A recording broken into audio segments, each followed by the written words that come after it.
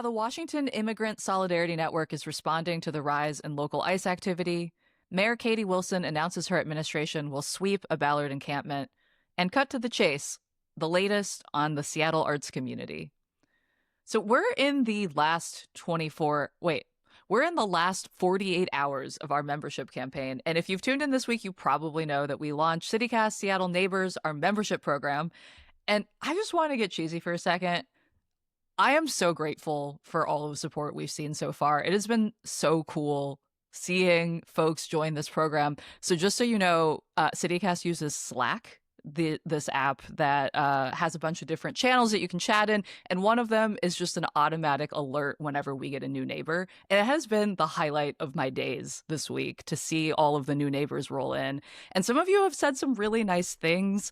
So Caitlin C. joined the membership program because she enjoys listening to the podcast to stay up to date on what's happening in my city and to get bits of Seattle lore mixed in.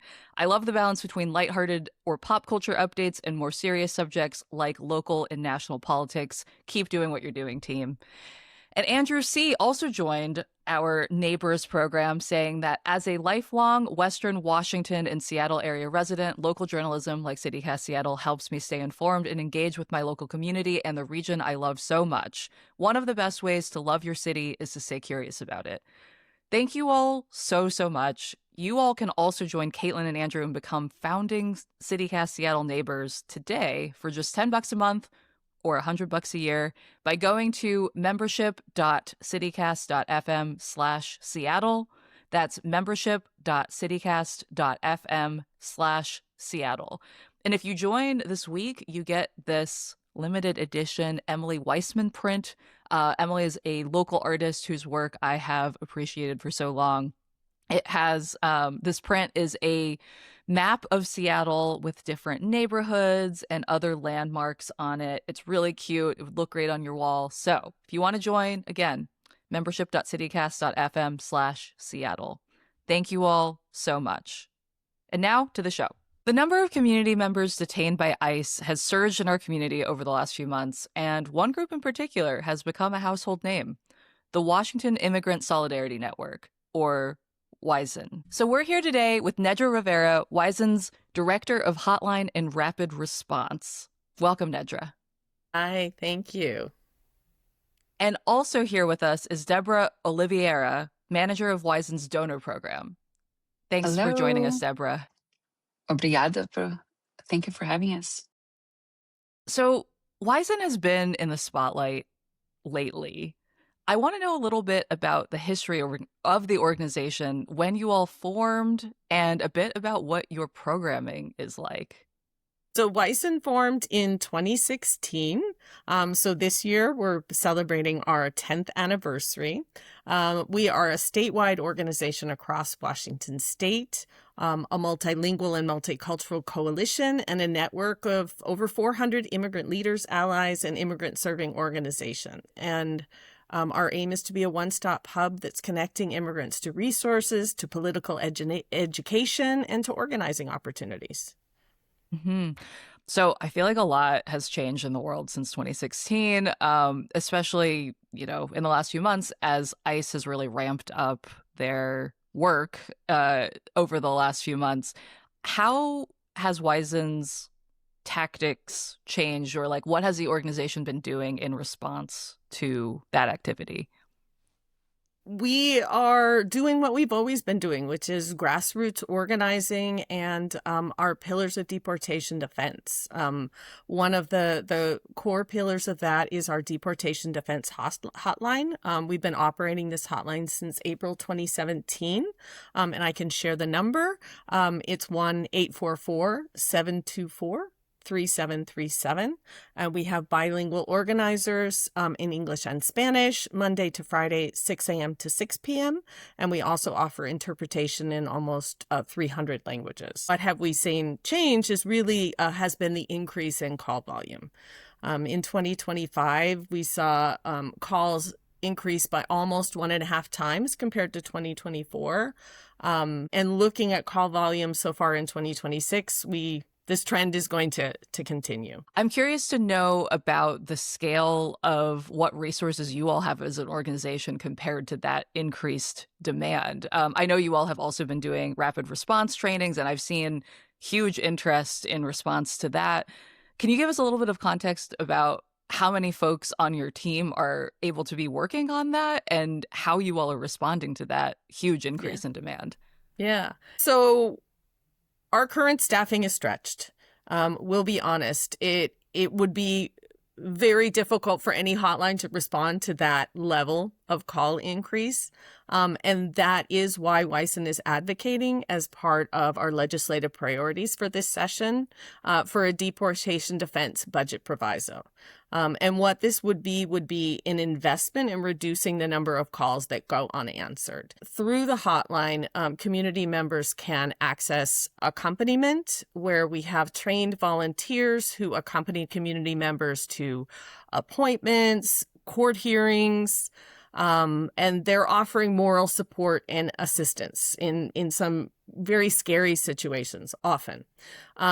We also have the Fair Fight Bond Fund, which is pays to bond people out of the violence and injustice that is immigrant detention. We know that that's the situation in the Northwest Detention Center is very violent, and we hear reports all the time about terrible conditions. And so the Fair Fight Bond Fund allows people to be reunited with their families and fight their case from outside detention, where we know they have a higher chance of winning their case. And one thing that is very interesting, Jane, that when I learned, it really touched me as someone who's an immigrant, as someone who holds identities that are targeted right now. Some community members donate to the bond fund because they think, what if it's my turn and I need that support? So I'm going to invest right now. I've also seen this huge interest in rapid response. And Nedra, you mentioned, you all have these rapid response trainings. I have seen people saying that they can't get into them because there is so much demand. So I'm curious to hear a little bit about what people would be learning in those trainings. Our Rapid Response Network, we currently have coverage in 24 counties, and we're still building out that network of the 39 in Washington state. And last year alone, we trained over 3,000 volunteers. So when folks come to that training, we start with a basic Know Your Rights training, presenting the potential rapid response organizers with how we show up to support immigrants in the event of a raid or a single detention, or just a report of immigration agents in a location. Volunteers are trained to physically go to the scene for the purpose of exercising their constitutional right to document, to verify that immigration enforcement activity. What we're particularly looking out for is any violations of constitutional and civil rights. We all have these rights, regardless of what our immigration status is. Also looking for monitoring human rights abuses, and doing this by taking photos, taking videos, narrating those videos, making notes, asking if the agents have a judicial warrant, if they're trying to gain access to, say, a home or something. Our teams also do a lot of community outreach. Making that connection before a crisis occurs it is really crucial to building community trust. Yeah. Well, speaking of that community trust, I know one thing that has come up and that people in Seattle have been discussing recently is that last week WAISN said that you all actually do not recommend the use of whistles. I feel like a lot of folks have been very excited about whistle making and trying to use that as a way to start building networks. I'm wondering if you can say more about what led to that messaging and what you are hearing from community members about why you don't recommend those whistles. Yeah. So we want to be super clear. We are not telling people how to organize or how to respond in their communities. That post was about rapid response very specifically. And so what we were hearing from our volunteers, from people that we had talked to, is that whistles have been harmful during immigration and activity during at a scene or even afterwards. So they can increase fear. They can get in the way of that documenting. They can create a chaotic scene and draw attention to the families. In rural communities, they can place kind of a target on immigrants or even the allies. And in a smaller area, people know each other, right? So increasing the chances of people being harmed and harassed by bad faith actors. So we are not distributing whistles. Those are independent efforts by other groups. But again, I think I've already said it. We are not telling people how to organize. There's different ways to organize. But if people do choose to distribute whistles, we do ask that they not print our hotline number on the whistle, but share that hotline number as a separate resource. I wonder if you can speak a little bit about why you would not want the hotline number on those whistles. Rapid response can be misrepresented. So I think it's really important to remember that the purpose and the aim is not to obstruct or interfere with the work of federal agents. And that can be hard to hear, especially for people who are coming in new to the movement. We can't promise we can stop detentions or deportations, but we can be in solidarity so people don't have to go through this alone. So having solidarity be that core value means we don't approach this with a savior mentality. We're always centering immigrants. And I think the power of that documenting is something that people don't recognize. We have some vital legislation in Washington state, Keep Washington Working on Courts Open to All. And a crucial part of rapid response is documenting violations of those to legislative breakthroughs that were built in part by what we were hearing and seeing on the ground and in the hotline. Thank you. I think, I don't know that people always think about whistles as a potential for escalation, but if the aim is to document and to be able to continue to be there, I can definitely see how that would be the case. We're also an organization of directly impacted individuals, and we know that we have a target on our backs. So there's a way that we move through this time right now that needs to be strategic, needs to be mindful, and I think there's not equal protection for all of us, and putting trans, queer, immigrant-led hotline number on a whistle might seem it's helpful, right, for folks to know where to call, but it also can draw attention to what we are trying to keep strong and going during these times that we know that we are on the radar. So we're trying to also, I think, protect this infrastructure that we've built for the last 10 years and also safeguard our people. We didn't invent rapid response, right? This is an organizing strategy and an ecosystem of care and a standing in solidarity that has been around.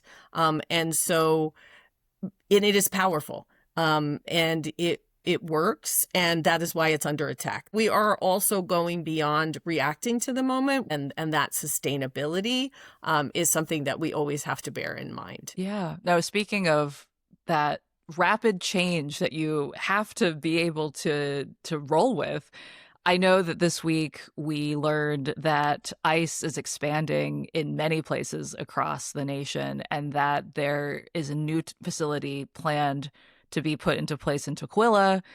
As a region, how prepared are we for this expansion, and what can we do in coming days to be more prepared for that? I think get involved. We, at a King County level, are trying to prepare for large-scale activity, engaging our members, engaging other organizations in the community to have a raid response plan in terms of kind of tactics, and that we can anticipate would expand if there were an expansion of presence in our county and in our city. we've been seeing over 650 detentions.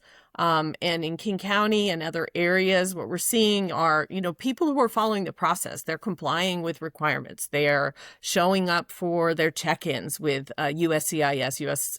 Citizenship and Immigration Services, or with ICE, Immigration and Customs Enforcement. And they often will be in a process and have a pending court date, or they're going to a check-in for their ankle monitor, which is an alternative to detention, which is very cruel and dehumanizing. And they will be detained without warning and without understanding. But a trend that I really wanted to highlight, we're just seeing a really alarming trend of reported violence. We received in 2025 over 20 reports of violence by agents, and that can look like drawing weapons on unarmed community members, even if they're not resisting. That looks like smashing car windows, forcing people out of a space, a home or a vehicle, throwing them on the ground. And in 2026, I just looked at just this so far this year.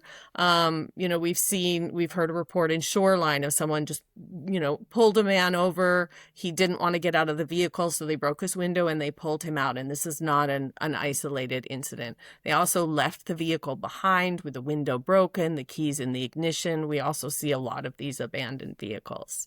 We're seeing in Issaquah, we saw somebody at a gas station who was just grabbed by 5 men in balaclavas with 4 vehicles. They, again, smashed his window, pulled him out of the car. We're seeing a lot. We've seen it in Shoreline, Issaquah, and Kent at areas where day laborers gather, and sort of targeting those areas. We also saw in Kent, at that scene where there were a group of day laborers, one of the people at the scene was a U.S. citizen, and he was handcuffed by ICE and pinned to one of the cars. They eventually released him, but this is not something that is just impacting immigrants.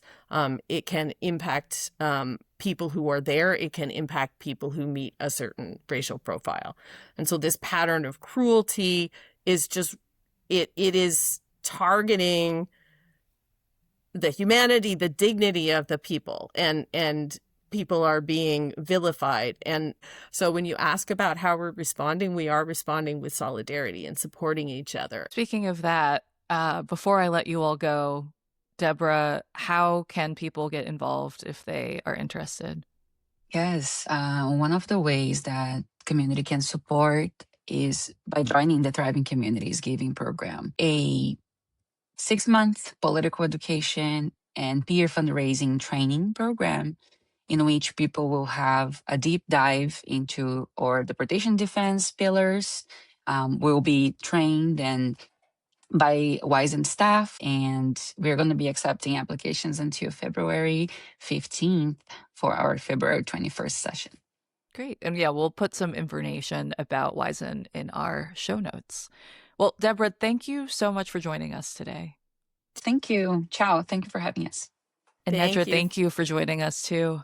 Thank you. Thank you, Jane. Thank you for having us. All right. Well, we're going to take a break. And when we come back, we're going to talk about Katie Wilson's new sweeps in Ballard.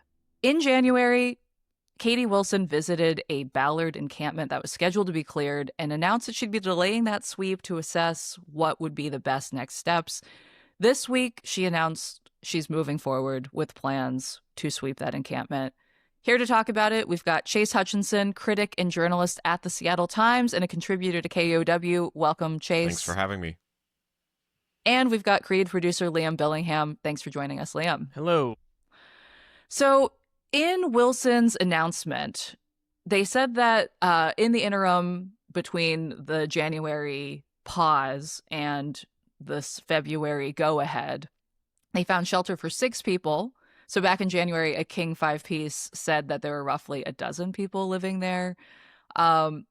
And in her most recent statement, Wilson outlined what she's going to do moving forward, which included keeping public spaces open and accessible, getting recommendations from the Unified Care Team about how the city can do better, and working to expand shelter services by adding 1,000 new units by the end of this year. Had you all heard this news? Were you surprised to see this announcement one way or the other? had seen this news, I think the surprise would come from how quickly of a turnaround it was. Because I don't think... So you thought it would take longer to make an Well, assessment? you would want to give people more time. Because I don't think anyone is pro sweeps. I don't think anyone is going to come here and defend sweeps. They're sort of not even a Band-Aid on a solution, but in some ways, for a lot of people who are swept around the city, a reopening of a wound. The reason I expected it to be longer is I was reading this story, this good reporting in Como, which I know people will have thoughts about Como being the ones reporting on this, but I thought this was good reporting, where they spoke to a woman, Brittany Finley, who showed up at the encampment a week ago because she had heard it wasn't being swept. And she was hoping that this could be a place where she could be, or that she'd connect with more resources. She said that she hasn't, and now she's going to be having to move again. And so that quick turnaround is destabilizing for people. And I don't think anyone is thrilled about that. The Wilson administration said it had to do with health hazards. I would love to get more information about what specifically those were, as I think transparency on that would be good. Yeah, the fact that these are real people with real lives, which, so often go underreported. They're just kind of put together as the unhoused, right? I think that hearing these individual stories is a way to create a kind of empathy, which doesn't solve the problem.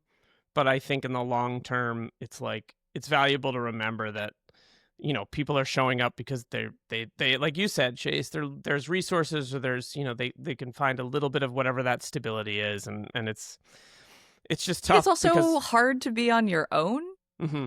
I've heard from a lot of people that it feels safer to be in a group of tents. Of course, conflict can also arise from being in a group, but overall, it feels like there's maybe power in numbers, or at least some amount of safety in that there are other people around if anything were to happen. And I don't think most people necessarily know what happens during a sweep. So Wilson alludes to this a little bit in her statement, saying belongings are lost and people's precarious sense of stability and community is disrupted.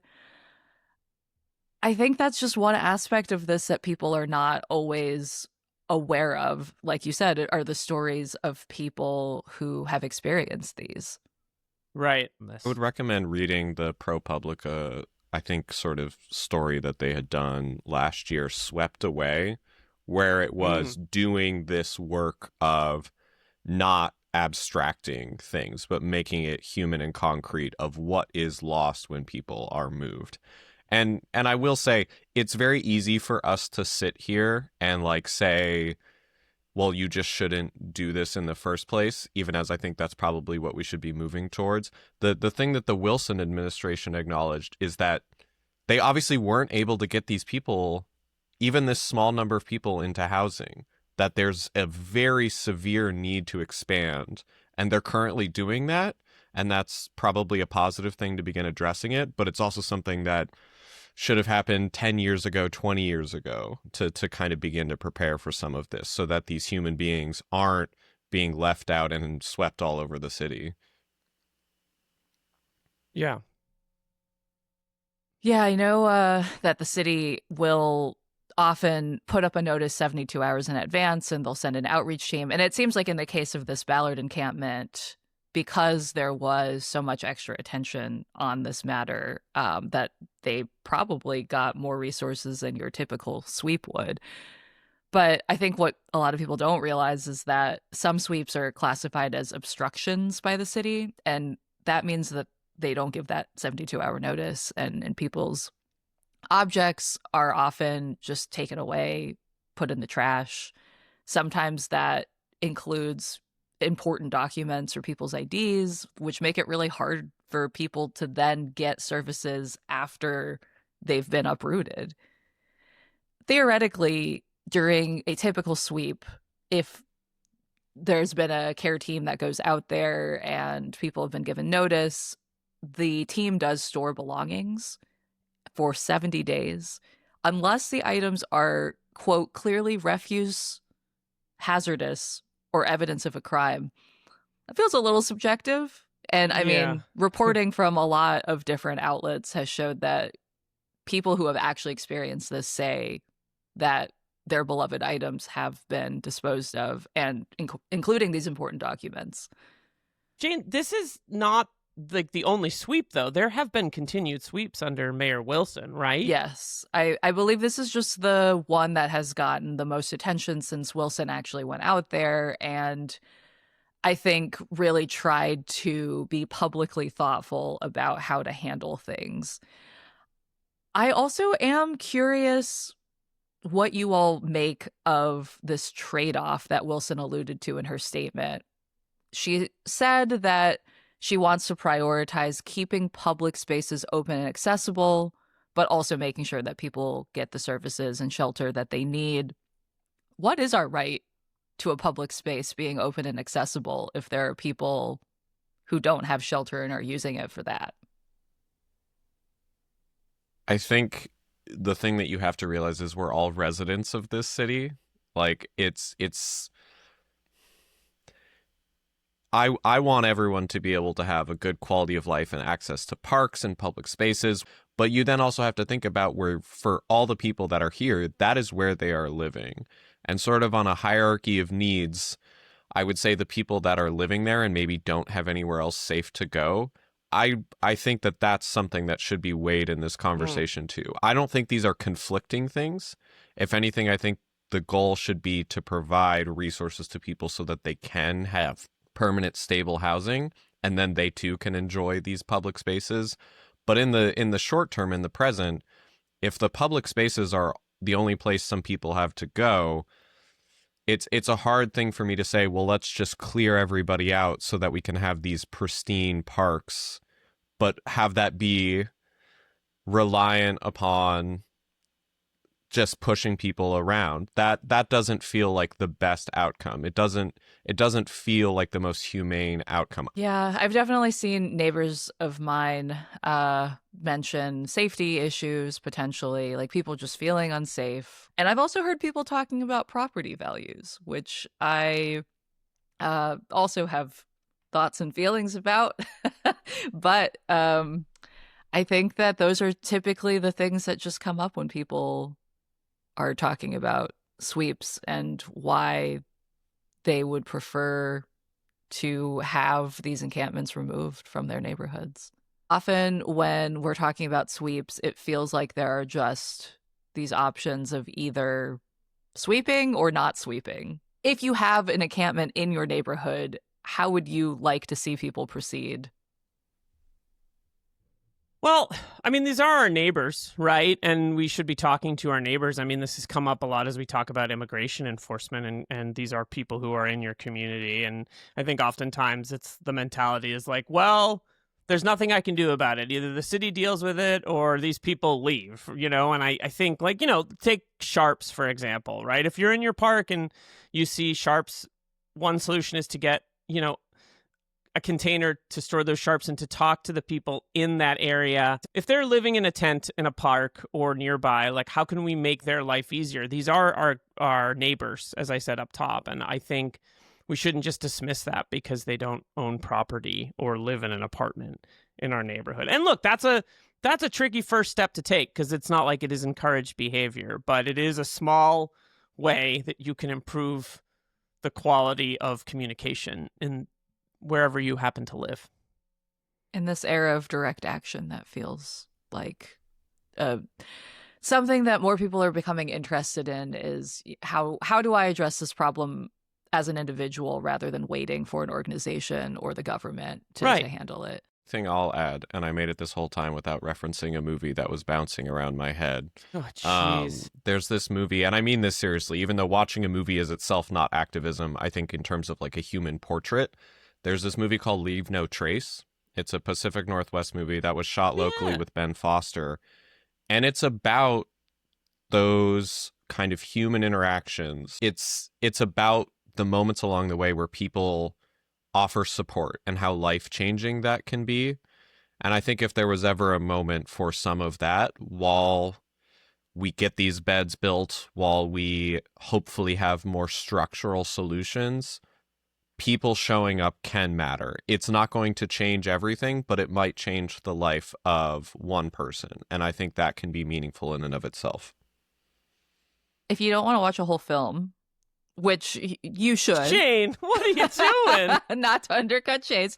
If you're on Instagram, there's also an account which is _Seattle Stories, which share short videos of people in Seattle in their own words.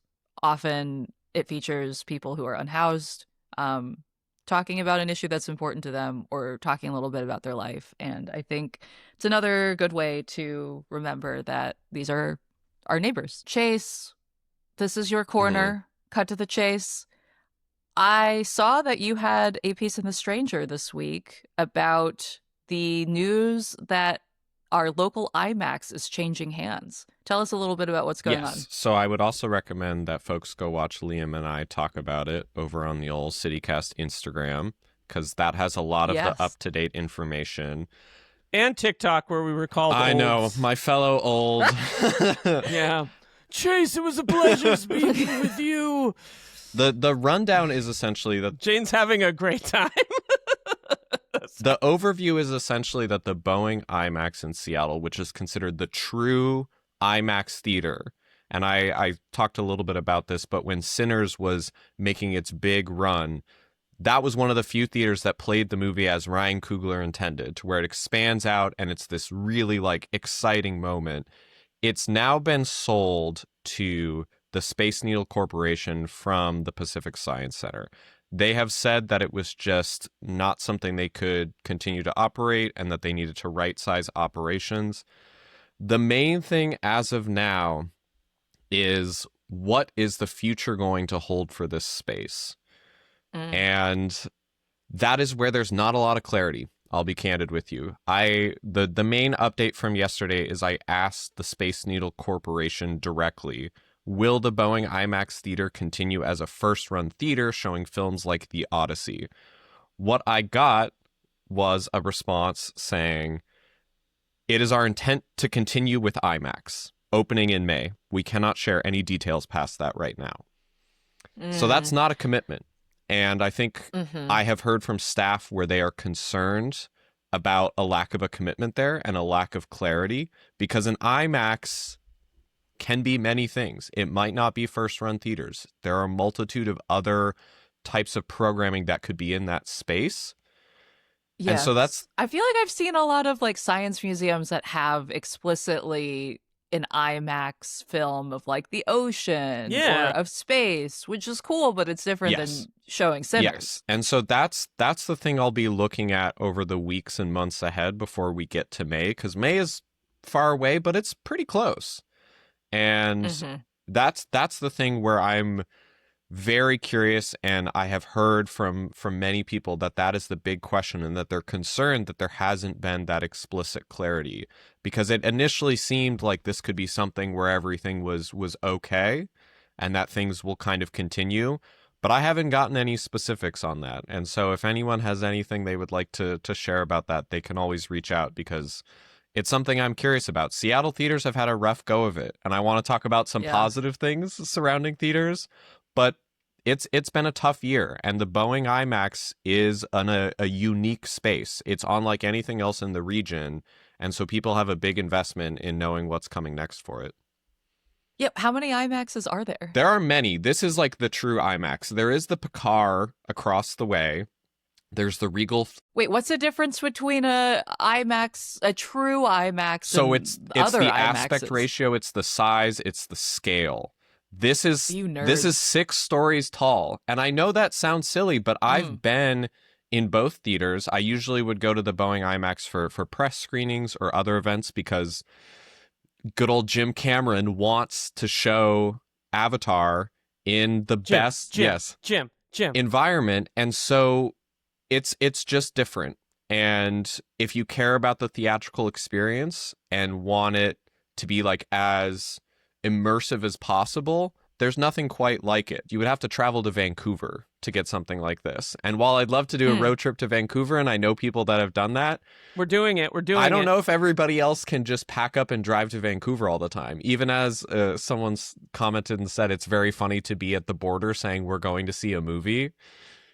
We're here for the IMAX. Exactly. How many IMAX releases are there? Like you mentioned Sinners. I feel like I'm not very plugged in on how many movies actually get released in IMAX format these days. IMAX re-releases are becoming like a cottage industry. David Fincher's Seven was re-released on IMAX last year as part of its 30th anniversary. You know, when I was a youth in the early 90s, before I got old, I used to just go to nature. Like I'd go see at the Boston Science Center, the IMAX, to see like the shark movie. And I remember like being blown away by it. And as an adult going to see some of these big films and like literally the size of the screen at a 70 millimeter IMAX will take your breath away. It will give you vertigo. The Odyssey, which comes out in July, was shot entirely in IMAX, which is like the first time I think a feature film has been shot entirely in IMAX ever. So it's a huge technical undertaking and endeavor to do that. And I think many people would like to see it that way. Well, I hope that we get more details about it in coming days and that we get to still see blockbuster movies on IMAX. And Jane, if you want the formats explained to you, Ryan Coogler, director of Sinners, made this amazing explainer video when the film came out last year that like had me like fist pumping with excitement. And I've asked Sam to include that in the show notes for the episode so folks can sort of see it because he explains it in a really intuitive way that makes you realize why it's a valuable format. You nerds. I love it. Moving on, Chase, you also had a piece in the Seattle Times about, I can't believe I'm about to say this phrase, the Super Bowl tree. Can you explain what the Super Bowl tree is? And can you describe the photo that you ran with this story? Well, I should say that it is sugar cane trees, because that is a specific kind of part of what the performance was. But basically, during the very electrifying, exciting Bad Bunny halftime performance, there were sets that everyone was like, wow, this looks amazing. And it turns out within these trees were people that then walked on and had to walk off. They did many rehearsals. And so I spoke to one of them who was a former Washingtonian. Her name is Sophie Naylor. We had a great conversation. And the photo that she shared is of her in full costume peeking out from within the tree in this very funny, but very like just nice story. Like this was a nice story where love a good story. Yeah, and someone who was a small part of this very exciting kind of cultural moment that I'm not even gonna give the dignity to the people that were all bent out of shape about it. It was such an exciting performance, and so many people, and this is where it's good to shout out like the IATSE production folks that made this come to life. Like this was a huge production that had to move so quickly, that had to be put in place so rapidly. The person I talked to, Sophie, she only found out about this like about a week before. And then it was like a week of intense rehearsals to make it all come to life. And the result was pretty spectacular. What did her rehearsals look like? They were having to go in and out. They were training at the soccer field outside of the stadium, I believe. She didn't get to meet Bad Bunny personally, but he did show up usually for about an hour of rehearsal. And then she said personally thanked all of them, including the tree people, was what he referred to them as. The tree exactly. people. And that's the thing. It was such this funny visual of seeing people go on and off the kind of field during it. But it worked. They all pulled it off. They had to stand perfectly still for 13 minutes of the entire performance and then carefully walk back off, as apparently it was very difficult to see out of these costumes a little bit. So it was great. I think it'd be really hard to not like dance a little bit as you've got this amazing beat around you. You're like, no, but I have to be. You have to be disciplined. You know, when my dad and I had lunch before I left for college for my theater degree, he was like, hey, call me on the day in acting class when you get to be an animal or a tree or whatever you have to do in that. And like, I just want to say that like to see this, you know, it's edified, right? Like this, yeah, you have to be a tree. You have to stay still for 13 minutes. That's hard. That's hard to do. So it was cool when it was revealed that was people. I was like, holy crap. You know, my husband called it. Like when the Super Bowl cut to the Bad Bunny halftime show, I was like, oh, interesting. Are those, they changed the entire set? Is that sugarcane? You know, like it was the very beginning. I was like trying to process what was happening. And he just goes, no, those are all people. Like he just immediately knew, which makes sense because how are you going to move that many trees onto the set, onto the actual field in the time that they had? It's a testament to the creativity of the production designers, the costume designers, the director of the entire experience. Like it's one of those things that I just am like, this is what we should have more of. Because the only thing I would say is like, well, I'm glad this exists during a giant Super Bowl. I also think we should have like support for the arts and these types of things elsewhere too. Because it's just this shows what human ingenuity and creativity can do if given the support and resources to do it. Well, I love that you tracked down Sophie and got her story. Just so fun to have that perspective because I had been wondering what would it be like to be one of those. I should give credit to Alex Halverson at the Seattle Times, who was the one that initially had given me kind of the tip on this. Amazing. Yeah. Well, thank you, Chase and Alex, for bringing us that delightful story. And Chase, thank you for joining us today to talk about it. Thank you so much. And Liam, thank you for being here. Thank you.